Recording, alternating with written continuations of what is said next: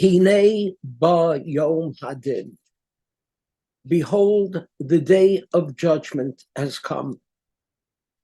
Yom Kippur is coming, and it is a day for introspection,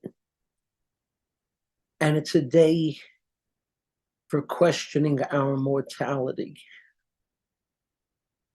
50 years ago, on this day of Yom Kippur, we had to question the mortality of the Jewish people in the state of Israel, when in a sudden attack, the Yom Kippur War broke out.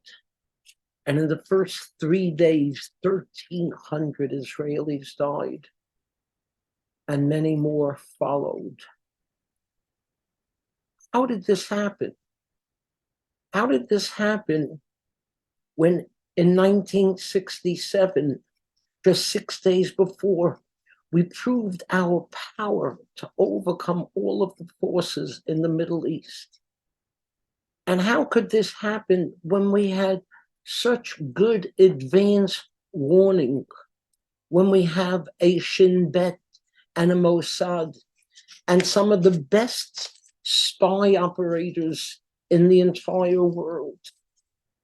And how did this happen when we had pictures of the armies in Egypt, in Syria, in Jordan, massing before the border? Why didn't we act? Where did we go wrong?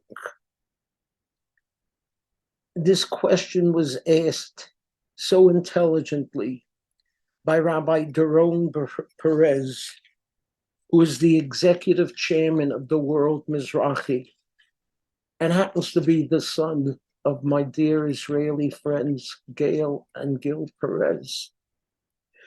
Rabbi Perez, writing in a recent Mizrahi publication, says as follows: the failure which led to the surprise attack was a devastating mistake in the realm of thought, a conceptual blunder. It was a mental paradigm embraced and believed in blindly by Israelis' intelligence leadership and top military and political brass.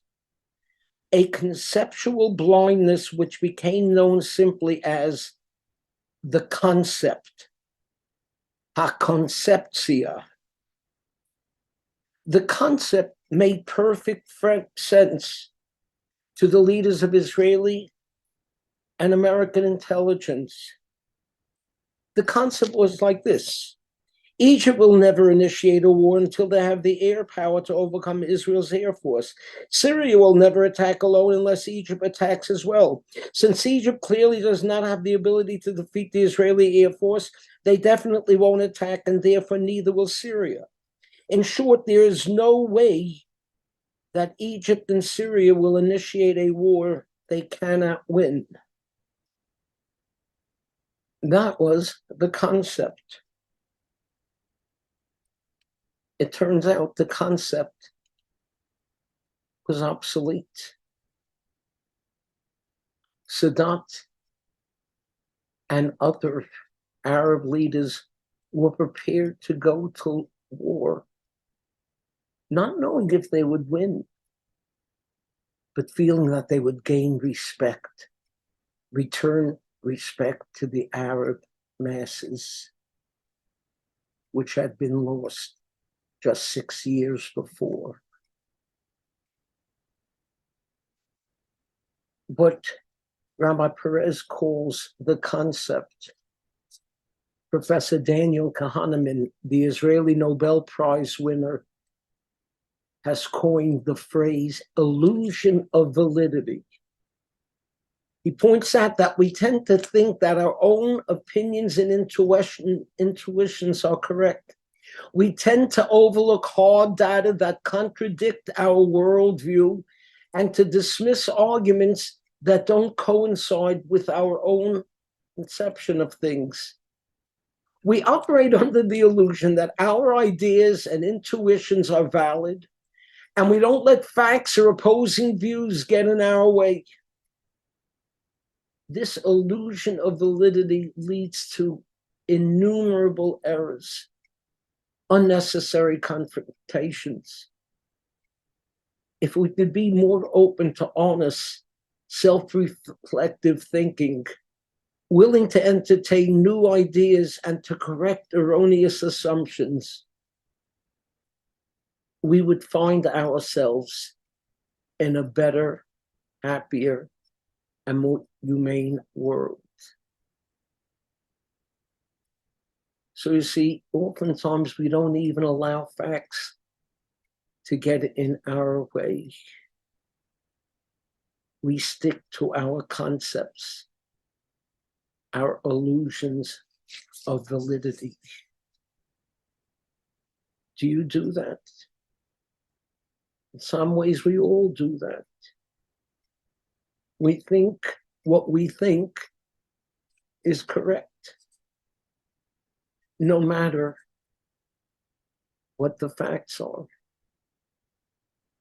We have illusions of validity, sometimes with our children, and sometimes with our political leaders, and sometimes with our social intuition. Yom Kippur is a time for teshuvah, for repentance.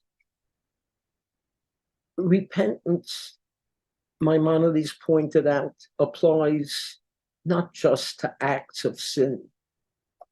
Instead, he contends that teshuvah extends even more significantly to values, inclinations, and emotions that directly affect us and our personality. Yom Kippur is coming. Let's rethink our thinking. Think about some concepts you have and whether they're based on facts or what you would like to believe is true. Teshuvah. We can change our perspective. We can change our way of seeing things. We can all change for the better.